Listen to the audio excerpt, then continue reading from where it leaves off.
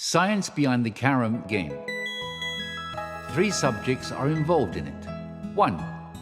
Physics. 2. Geometry. 3. Mathematics. The physics is all about force. Every stroke requires different force. There is a simple logic behind how much force you should apply. If the coin, striker, and the pocket are in one straight line, then 100% force of the striker is transferred onto the coin, and therefore you should apply less force.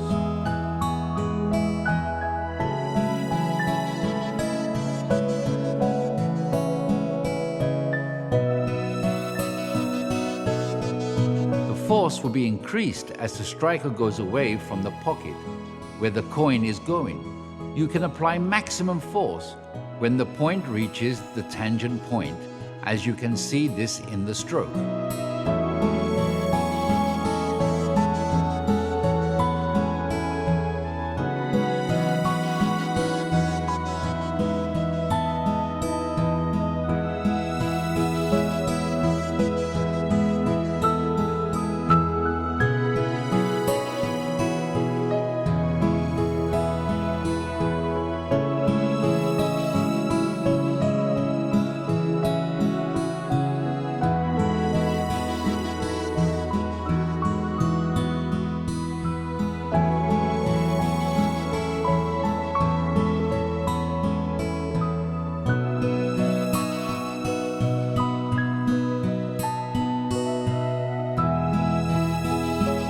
Geometry is about the certain angles you must know to play many strokes. There are many strokes which are like theorems in geometry. If you know all theorems, then you can solve any rider. Just like that, if you know principles of all these strokes, you can handle any position on the board.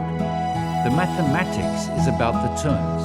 After each break and during the board, you must count how many turns you are going to get from your opponent and how many turns you are going to give the opponent. If you have 1 plus turn, you will win the board. If you have -1 turn, that means you are losing the board. So your strategy must be to increase the opponent's turn and reduce your turn. This is possible only when you make use of all these strokes. Sit in position.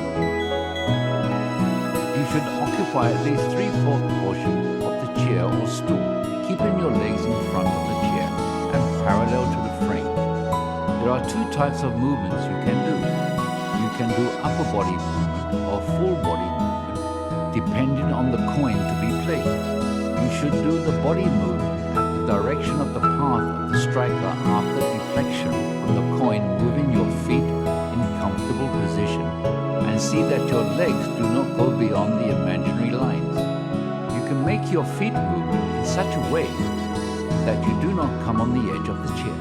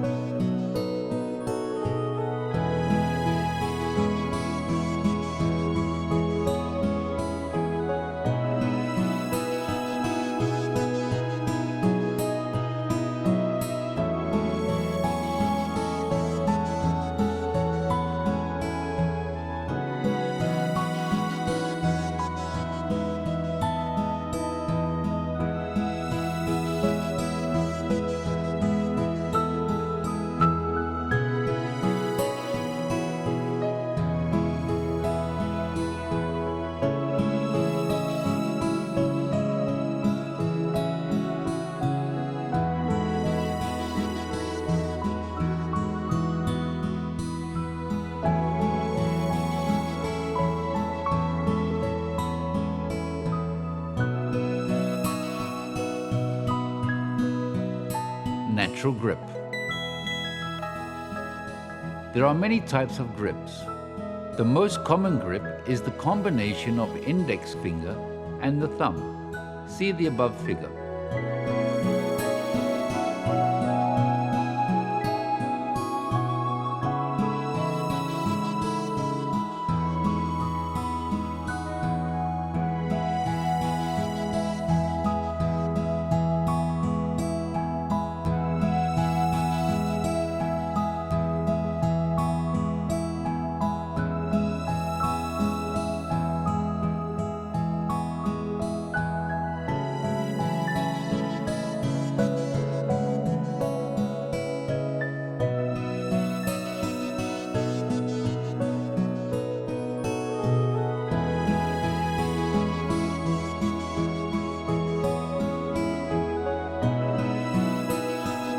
In this grip, all fingers rest on the plywood. The grip has many advantages. With this grip, a player can maximum control over the striker. The grip remains steady and firm as all other fingers get the support of the plywood. A player of this grip can play with minimum space. Sometimes when there is insufficient place available for playing a grip, a player can play with the index finger, lifting all other fingers from the plywood. This grip a player can play with equal ease on both sides, left or right, of the carrom board. Therefore, player's game does not remain weak at any side. In this grip, the nails of all fingers touch the plywood. Therefore, any one nail has grown more than usual, there will be a change in the grip. Such minor things are very important in carrom. Locking grip. The index finger is locked between the thumb and the third or the little finger in this grip. Though the grip seems to be very difficult, it is firm and powerful grip. A player who has this grip can play any type of stroke.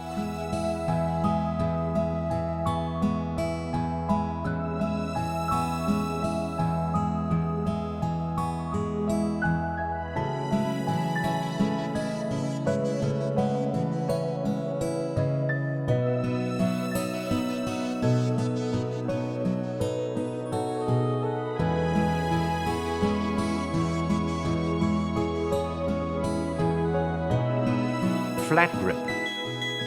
This grip is natural in children because of more force in the middle finger.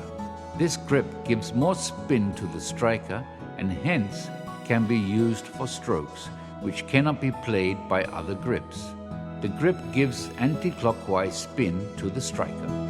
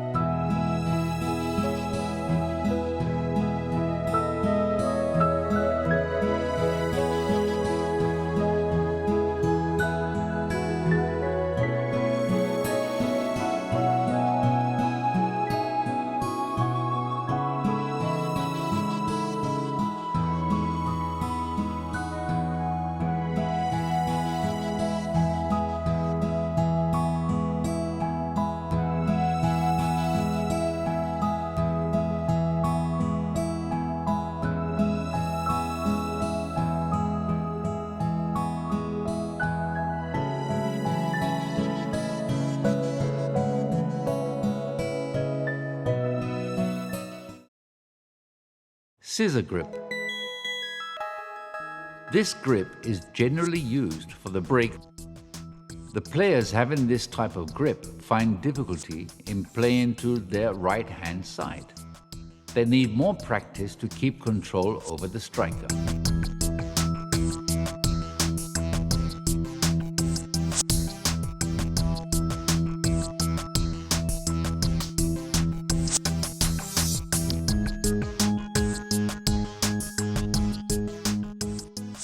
Thumbing grip. This grip is used for pocketing coins from below our baseline. This is a combination of the thumb and middle finger. Some players form this grip by the combination of the thumb and the index finger. The combination of thumb and middle finger gives more power.